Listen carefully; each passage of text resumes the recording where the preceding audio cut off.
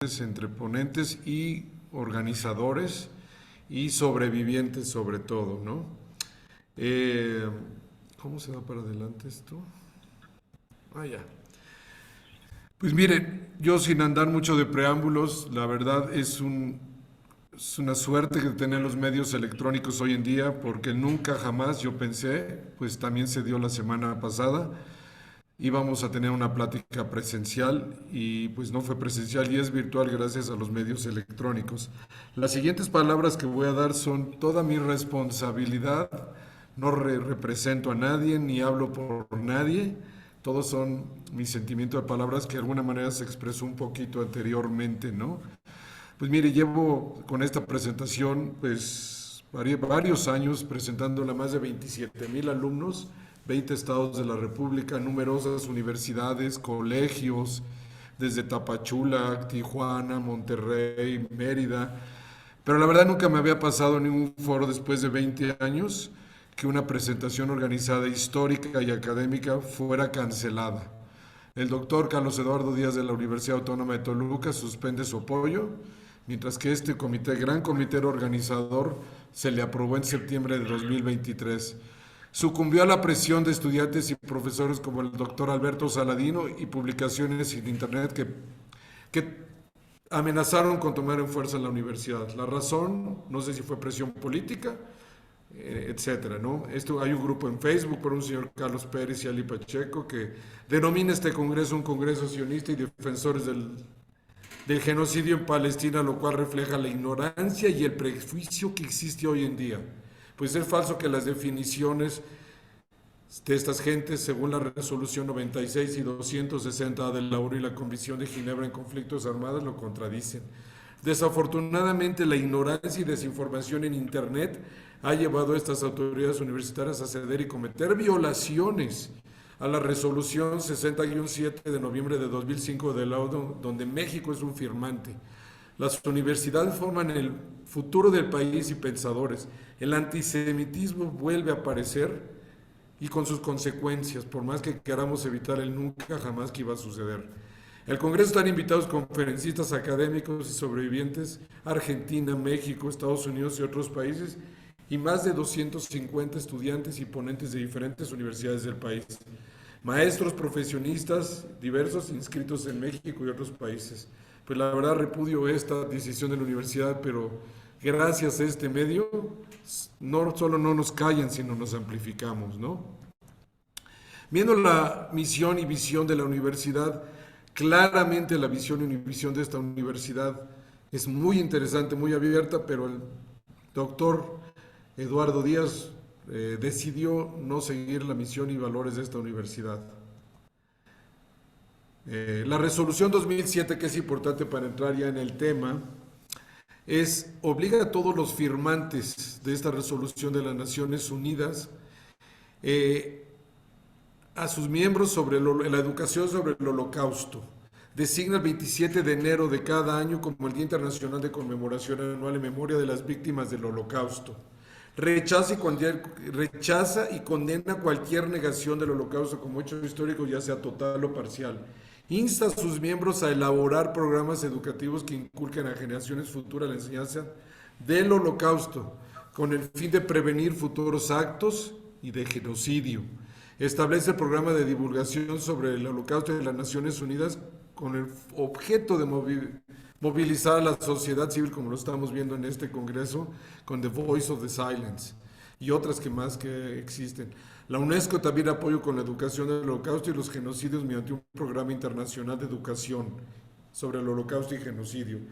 La ONU aprobó una resolución para condenar el negacionismo del Holocausto. Y creo que por eso estamos acá. Tenemos, si juntamos a todos los ponentes y sobrevivientes, tenemos siglos de experiencia reunidos en cada una de las experiencias que mis colegas van a hablar. Mi presentación es algo larga, pero no pienso cubrir toda, por eso el material, si les interesa y les gusta, por favor consulten con el comité organizador y les mandará una copia tanto de la presentación como de los videos, porque esta presentación sí requeriría mucho más tiempo, pero no es el caso en este sentido. Bueno, la filosofía educativa que seguimos, parecía lo que el proceso educativo le da un significado a la narrativa histórica. ¿Qué podemos aprender de los eventos históricos? Hoy en día, más que la desinformación, la inteligencia artificial, los fakes, todo y toda la divulgación falsa, nos obligan a recordar por qué son las cosas, cómo se definen los conceptos y cómo se penalizan los conceptos. Por eso voy a pasar unos minutos hablando de definiciones. El holocausto, término utilizado en el mundo desde 1960, del griego significa ofrenda, sacrificio quemada completamente hasta que no quede nada. Algunos se oponen a utilizar este término, pero pues sugiere que el suceso podría tener significado religioso o expiatorio, lo cual no es correcto. Shoah, un término utilizado por nosotros en la academia y en el argot de estos temas, significa catástrofe de grandes proporciones, no tiene ninguna connotación religiosa. Genocidio, que es el término más común hoy usado diariamente y múltiples veces en todos los canales digitales y escritos, del griego, acto perpetrado con la intención de destruir total o parcialmente un grupo nacional, étnico, racial o religioso. El término fue acuñado por un jurista de origen polaco, Rafael Lemkin, en 1944, para describir la destrucción de fundamentos esenciales de la vida de grupos nacionales. La definición formal adoptada por las Naciones Unidas en la Convención de la Prevención del Genocidio de 1946 y ratificada en el 48, engloba los siguientes conceptos: la matanza de miembros de un grupo, parcial o total; lesión grave a la integridad física o mental de los miembros del grupo; sometimiento intencional del grupo a condiciones de existencia que hayan de acarrear su destrucción física total o parcial; medidas destinadas a impedir los nacimientos en seno de un grupo y traslado por la fuerza de niños de un grupo a otro. Repito, es carácter nacional, étnico, racial o religioso, no político, aunque ya hay gente que quiere cambiar la definición de genocidio a motivos políticos, no es hoy en día. Entonces, si vamos recordando estas definiciones, les va a dar contexto a lo que se escribe hoy en la prensa escrita, hablada, videos, chismes, Facebook, Instagram, TikTok. La mayor parte son puras mentiras, no reflejan el derecho internacional. Siguiendo, la Convención para la Prevención y Sanción del Delito de Genocidio es un instrumento de derecho internacional que codificó por primera vez el delito de genocidio. Su preámbulo reconoce que todos los periodos en la historia ha habido genocidios y pérdidas de la humanidad, y para liberar a la humanidad de este flagelo se necesita la cooperación internacional. No es que no hubo genocidios en el pasado, hubo centenares, pero el derecho internacional parte de un momento y no va para atrás en ese sentido, ¿no? Hablamos de genocidios ciertamente de la guerra de los indios, contra los indios en Estados Unidos, en la época de la Edad Media, en la antigüedad. O sea, nunca ha parado de haber genocidios, por eso queremos que haya lo que se dice nunca jamás. A ver si lo logramos. Bueno, y vale la pregunta, ¿el hombre aprende de todas estas lecciones? Pues si uno ve históricamente lo que ha sucedido del 48 a la fecha, pues ciertamente no, ¿verdad? O sea, seguimos cometiendo genocidios, seguimos matando gente, sigue habiendo crímenes de guerra, crímenes de lesa humanidad. Parece que no aprendemos, pero no por eso vamos a dejar de hablar y predicar y educar, para ver si las generaciones futuras llegan al entendimiento que la violencia no nos lleva a nada, ¿no? La Asamblea General de Naciones Unidas, por la resolución 96.1 del 11 de diciembre del 46, ha declarado que el genocidio es un delito de derecho internacional contrario al espíritu del fines de las Naciones Unidas, y que el mundo civilizado condena, adopta y afirma la ratificación o adhesión por la Asamblea en la resolución 200A3. Países firmantes que conforman ya el genocidio se ha cometido en tiempo de paz o en tiempo de guerra es un delito de derecho internacional que se comprometan a prevenir y sancionar en el artículo 1 de 19 de la Convención. México firmó este tratado internacional y esta ratificación y resolución de la ONU el 28 de septiembre de 1949. Lo ratificó el 22 de julio de 1952. Entró en vigor en México el 22 de octubre del 52 y en el Diario Oficial de la Federación el 11 de octubre de 1952. Fue de los primeros países a adherirse a este tratado internacional. Serán castigados los actos de genocidio en el artículo 3. Genocidio. Fíjense, la asociación para cometer genocidio, la instigación directa y pública a cometer genocidio, la tentativa de genocidio y la complicidad en el acto. O sea, engloba a todos los participantes que quieran estar involucrados o fueron involucrados en el genocidio. Se obligan a no cometer el genocidio en los países, prevenir el genocidio, castigar el genocidio, promulgar leyes necesarias para la disposición de la convención, obligación de juzgar a las personas acusadas de genocidio en un tribunal competente del Estado en cuyo territorio se haya cometido el acto o ante la Corte Penal Internacional que haya reconocido su jurisdicción. Se compromete a extraditar a los genocidas o a los culpables de genocidios y que la prohíba la devolución de las personas a sus países de origen cuando hay un riesgo real de violaciones flagrantes de los derechos humanos en el Estado que lo acoge. El organismo internacional que hace cumplir las sanciones mencionadas es el Consejo de Seguridad de las Naciones Unidas. Pues claramente yo creo que el problema viene también de ahí, del Consejo de Seguridad de las Naciones Unidas, que son 5 miembros principales y algunos invitados, en los cuales la política ha reinado en vez de la justicia en muchos de los casos, ¿no? Tiene la responsabilidad primordial de mantener la paz y la seguridad internacional e imponer sanciones a los estados o entidades que cometan o amenacen de cometer actos de genocidios. Además, el Consejo de Seguridad puede autorizar el establecimiento de tribunales penales internacionales para juzgar a los responsables del genocidio, como lo hizo en el caso de la antigua Yugoslavia y Ruanda, que fueron los primeros casos para la Corte Internacional de Justicia y el Tribunal Penal Internacional, que es el tribunal permanente que tiene competencia para juzgar los crímenes de genocidio, lesa humanidad y de guerra. La Corte Internacional de Justicia, que tanto se ha mencionado desde finales de diciembre, como nunca en la historia, antes que nadie casi conocía ni saben lo que es, y hasta videos ha habido de entrevistas, se encuentra en sede en La Haya de los Países Bajos, Holanda, y tiene 2 funciones principales: resolver las controversias jurídicas entre los Estados miembros de la ONU, de acuerdo con derecho internacional, mediante el procedimiento contencioso, quiere decir mediante un juicio como los tradicionales que vemos que suceden en los países o muchas veces en televisión, ¿no? O como la Suprema Corte de Estados Unidos. Emitir opiniones consultivas sobre cuestiones jurídicas que le planteen los órganos. La Corte Internacional se basa en las fuentes de derecho internacional que establece el artículo 38 de su estatuto, como las convenciones internacionales, la costumbre internacional, los principios generales de derecho y las decisiones judiciales y la doctrina de los juristas. Contribuye a la paz y la seguridad internacionales. La Corte está integrada por 15 jueces de diferentes países nombrados por votaciones por su mérito y trayectoria. No hay 2 miembros del mismo país y cada uno puede servir hasta 9 años. Curiosamente, en el año 2012 a 2015, un mexicano que fue secretario de Relaciones Exteriores y abogado famoso, fue vicepresidente de la Corte Internacional de Justicia. Desde su nacimiento, esta Corte ha tratado 152 casos y con 26 opiniones consultivas, pero no todas son reales, más casi nunca fue relacionada con genocidio.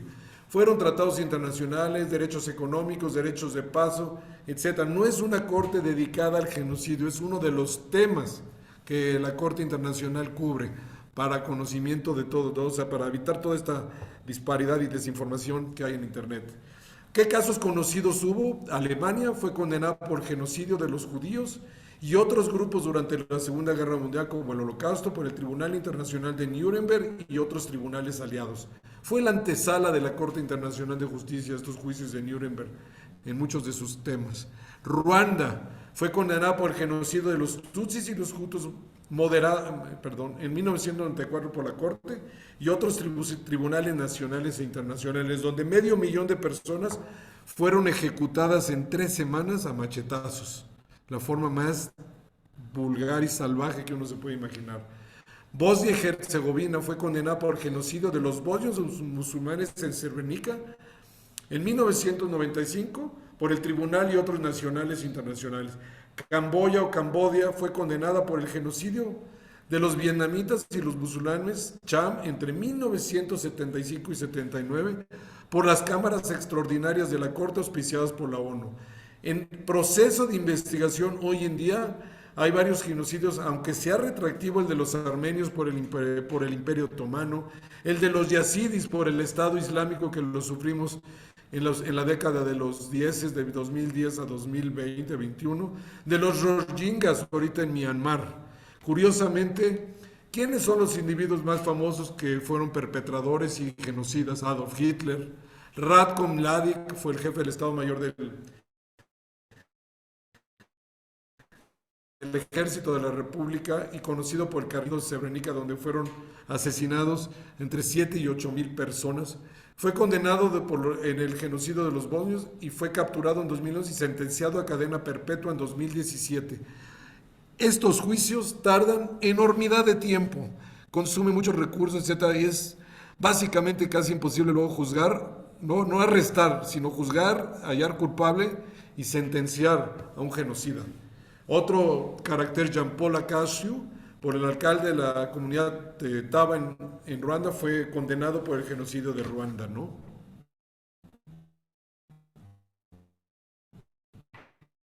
Omar al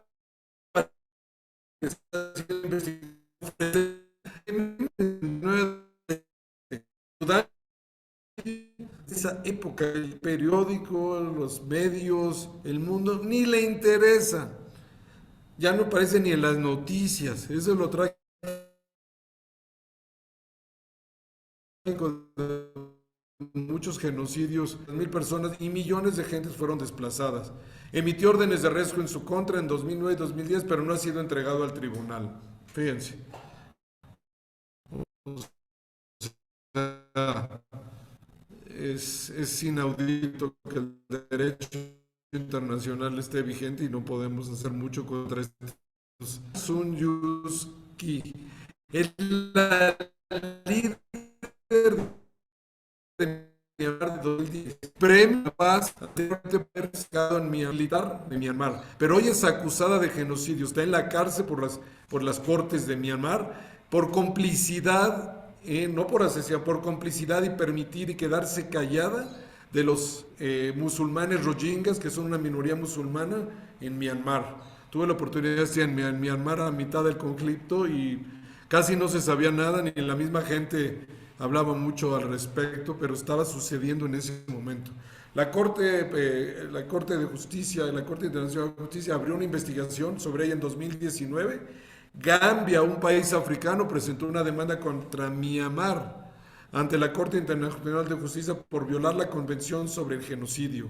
Abdul Hamid II fue el sultán del Imperio Otomano desde 1876 hasta 1909, acusado de genocidio, crímenes de guerra, claro, estamos hablando retroactivamente, que ocurrió entre 1894 y 1923 y causó la muerte de más de 1 millón de personas.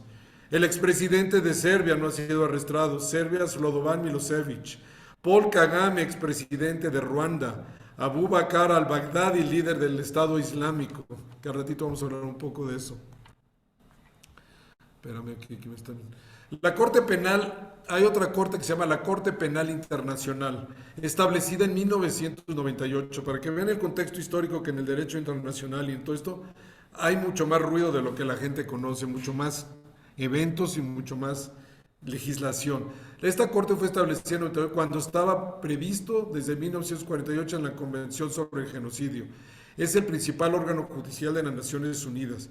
Resolver como ya hablé antes, resolver las controversias jurídicas entre los estados, etc. Vamos a ver nada más, curiosamente, lo que se viene manejando hoy por muchos grupos. Por ejemplo, dice la comunidad es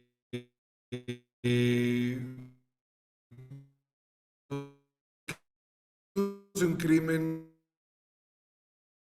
de lesa humanidad. Sí es cierto, pero no es un genocidio. El apartheid es un crimen de lesa humanidad y no genocidio como lo dicen o lo quieren aplicar en Sudáfrica. Las definiciones son muy importantes en el derecho internacional. Por ejemplo, México no se salvó mucho de algunos temas, no sé si ustedes conocen, pero la persecución de los cristeros en México en el año 1926 a 1929, han dicho unos es genocidio, hay muchos que ni lo conocen.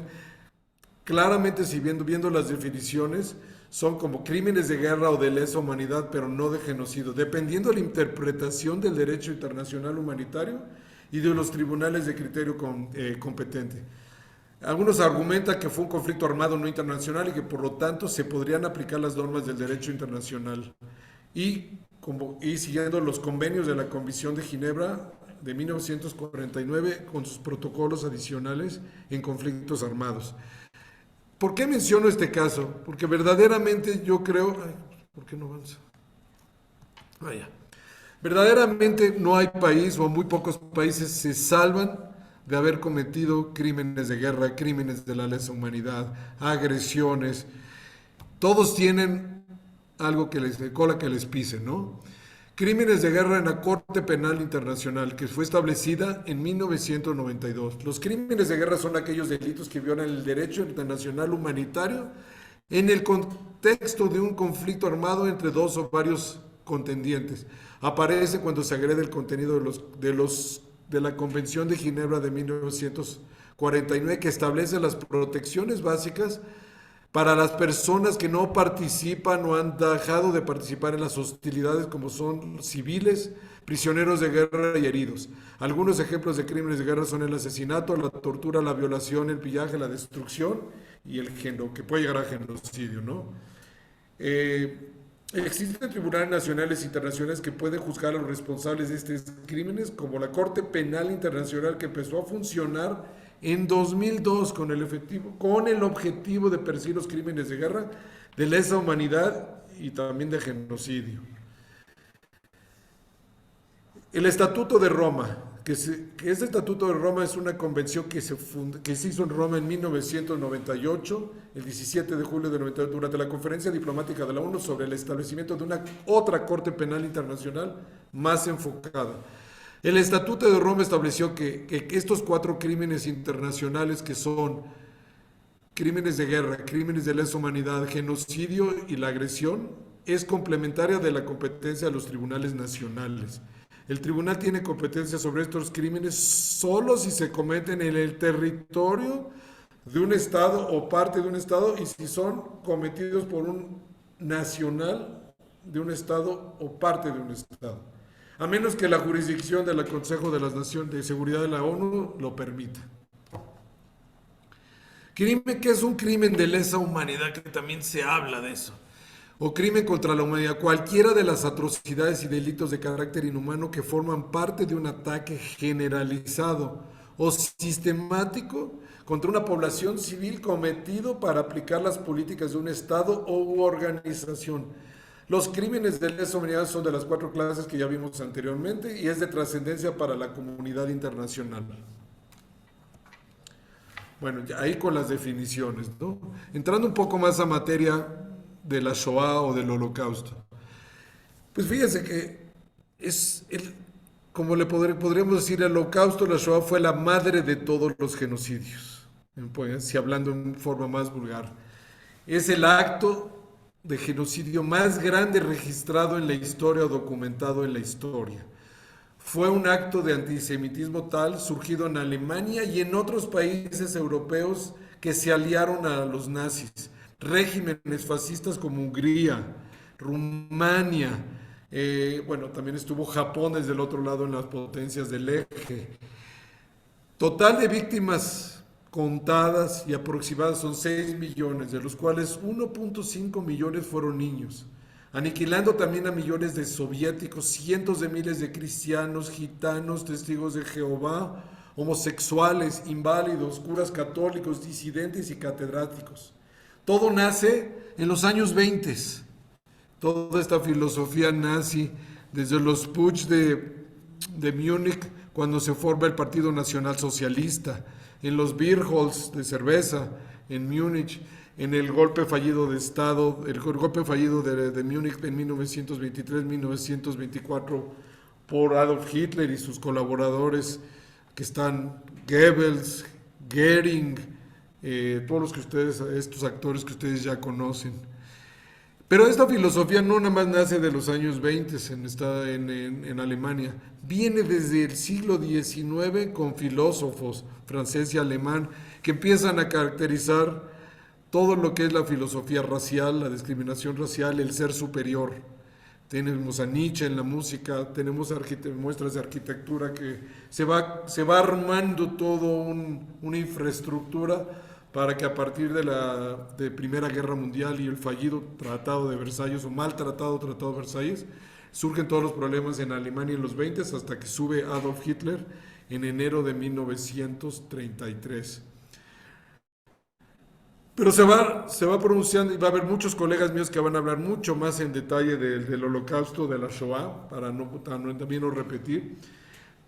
La parte más importante que uno puede ver fue la evolución de la filosofía nazi, cuando en agosto de 1939 Hitler empieza un discurso muy importante en el Reichstag, en el cual dice y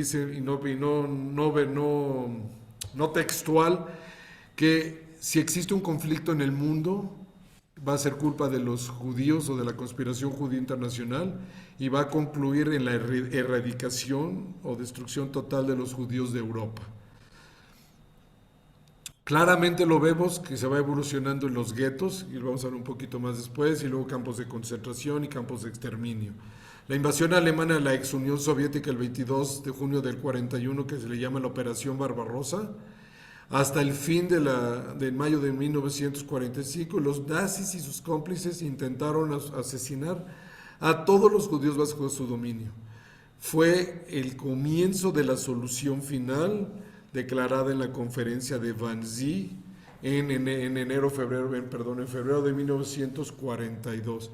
Los historiadores consideran el ascenso del Hitler, como dijimos, en el 33, el inicio de la discriminación de los judíos como comienzo de la era del Holocausto. No todas las víctimas de la Segunda Guerra Mundial fueron judíos, pero todos los judíos fueron víctimas. Ahí lo describe y lo hablaba muchísimo el inicio del Premio Nobel de la Paz, 1986. Jaime.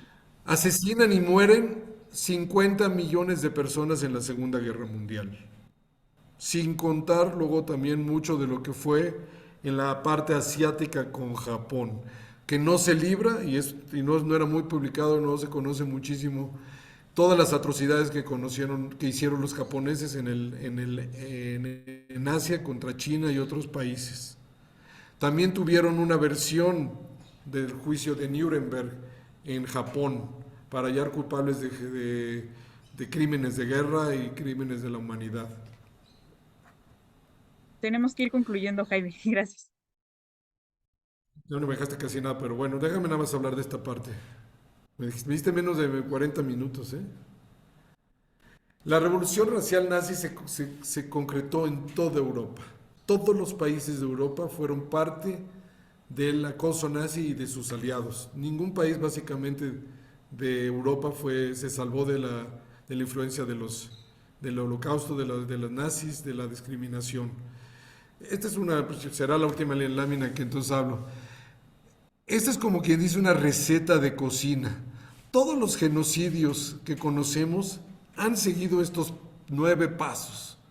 La clasificación de la gente, la simbolización, la deshumanización, la organización para cometer un genocidio, la polarización de la sociedad, la marca e identificación de la gente que va a ser atacada, la concentración, el exterminio y finalmente todos los perpetradores llegan a que niegan lo que sucedió, como lo vimos en el juicio de Eichmann, como se ha habido en los juicios de Bosnia, etcétera. No, nadie es culpable de repente, ¿no? Yo recibí las órdenes, ¿no? Esa era la gran excusa y que no es cierto lo que sucedió el negacionismo, ¿no? Pues digo, si ya acabé, ¿no? Pero bueno, aquí la presentación va a estar disponible para todos ustedes. Me hubiera gustado hablar un poquito más de estas partes, pero bueno, listo. Comité organizador, por favor, pásenla ustedes a todo lo que la solicite esta presentación, ¿no? Muchísimas gracias, Jaime. Gracias al doctor Jaime Murov por esta presentación tan interesante. Sabemos que, como él dice, podríamos estar hablando mucho tiempo de cualquiera de estos temas que son tan extensos, pero creo que es importante, ¿no? El conocer de esto que nos ha comentado, de los genocidios, el holocausto principalmente como nuestro tema crucial, y muchísimas gracias. Ahorita tenemos unos minutitos para preguntas en el chat. Por ahora veo una. Si alguien más tiene alguna pregunta, por favor, pónganla en el chat en este momento. Y la pregunta que está en el chat dice, ¿el genocidio armenio no es reconocido aún? No, oficialmente no. Turquía lo niega rotundamente. Se habla también en el Museo de Tolerancia en México de él. Claramente entra bajo todas las definiciones de genocidio, pero como la legislación entra a partir de 1948, pues no se puede juzgar retroactivamente, aunque están habiendo ahorita juicios retroactivos para hallar la complicidad y la culpabilidad del Imperio Otomano en este genocidio, ¿no?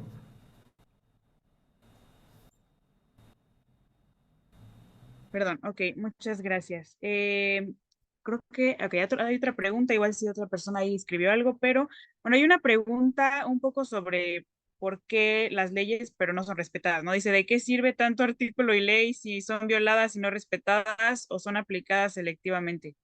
Pues ese es el tema exactamente que todos los que estamos en estos temas de holocausto, genocidios, no nos preguntamos, ¿está regido por política? La ONU ha resultado en muchos casos una organización, un organismo muy ineficiente, politizado, pues vean lo que está pasando en Rusia, lo que está pasando en Sudán, lo que pasó con el Estado Islámico.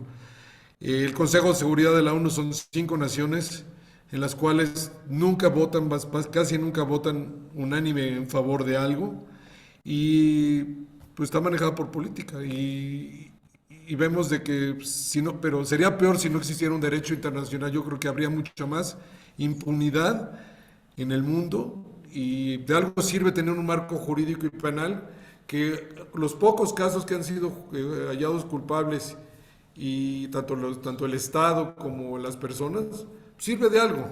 No podemos darnos por vencidos porque el mundo no es perfecto. Tenemos que seguir educando, etcétera, y no negarlo y evitar situaciones como la que sucedió en este mismo Congreso, ¿no? En este sentido, ¿no?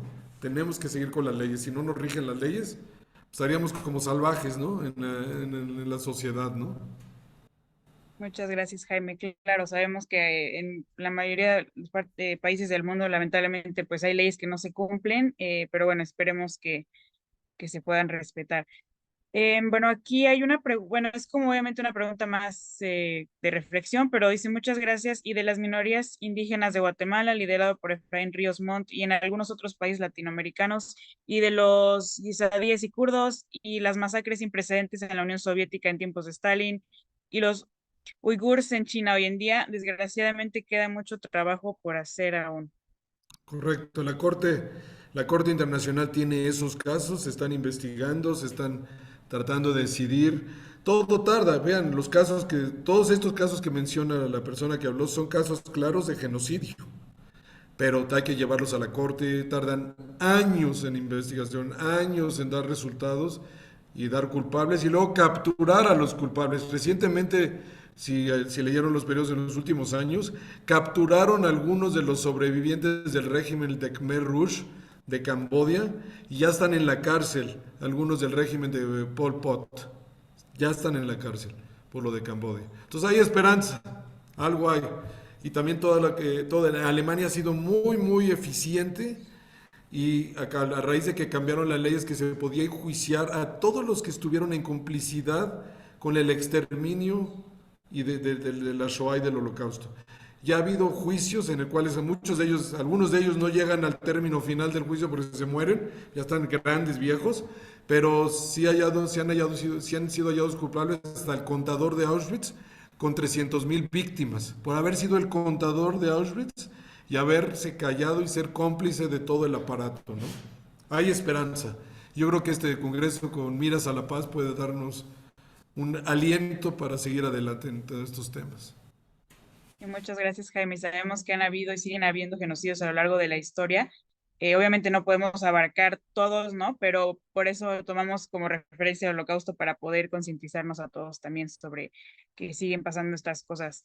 Tenemos otra pregunta de Dora en el chat que dice, ¿cómo evitar el silencio o las injusticias de la ONU? Bueno, es algo complicado. Pues mira, yo creo que este Congreso es uno de los, por ejemplo, ejemplos en lo cual podemos evitar y combatir, como decía alguien por ahí, la ausencia del bien no es el mal, es la gente que se queda pasiva y que no hace nada.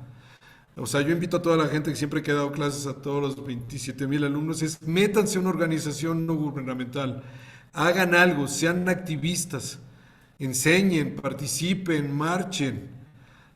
El silencio es el peor enemigo contra la impunidad y contra los crímenes. Nos pasa en México. Ya nos volvimos ignorantes y ya no nos llama la atención descabezados, secuestrados. Diario en México, ¿cuántos asesinan? Y nadie ya de nosotros verdaderamente, y vamos a, yo personalmente, ya ni lo leo. Te vuelves inmune a los crímenes. Hoy en la guerra de Rusia, de invasión de Rusia a Ucrania, se estima que mueren 1.000 rusos diarios. Ya no se diga los ucranianos que no publican, pero ha de ser mucho mayor la cifra. Y ya pasó de las noticias. Los 15 minutos de fama se acabaron, ¿verdad? Pero ahí siguen. Y van a seguir un rato más, yo creo. Entonces, hay que ser activistas, hay que participar en las ONGs, no hay que dejar ni callarnos. El nunca jamás se volverá nunca jamás cuando todos los que callan hagan algo. Ok, sí, muchas gracias, Jaime. Como dices, cada esfuerzo que hacemos, pues es como una resistencia ante el silencio y lo que sucede en las injusticias.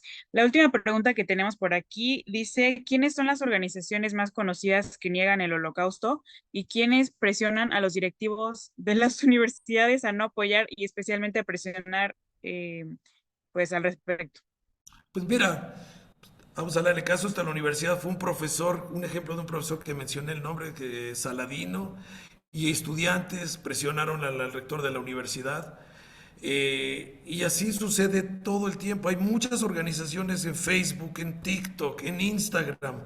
Antisemitas y negacionistas no faltan. Es más, abundan. Pero lo peor que podemos hacer es decir mentiras sobre los temas. Hay que siempre, como lo hacemos en este foro y en otros, hay que decir siempre la verdad como fue. Lo que buscan los negacionistas es encontrarnos errores para decir, ajá, no es cierto lo que dijiste, ¿no? Pero solo hablando con la verdad y difundiendo el tema. El holocausto y la Shoah y los genocidios no son dueños nadie, es la historia. Hay que compartir la información, las presentaciones que tenemos. Si alguna organización no cree que es dueña del tema, pues está equivocada. Esta es la historia, así como fue, ¿no? Y pues yo creo que hay que seguir en este y espero que se haga cada año un congreso como estos. Muchísimas gracias, Jaime, por la respuesta, por la presentación también que nos vas a compartir para que puedan, los que están aquí conocer más del tema. Muchísimas gracias por esto. Vamos a tomarnos nada más unos 5 minutos de descanso. Bueno, de aquí a las 10 a.m. Ciudad de México, por si tienen que ir al baño, tomar agua, pero también no se desconecten porque tenemos una muy interesante charla con la doctora Stephanie Faslich, que en unos minutitos va a estar, bueno, está aquí con nosotros, pero va a estar con nosotros.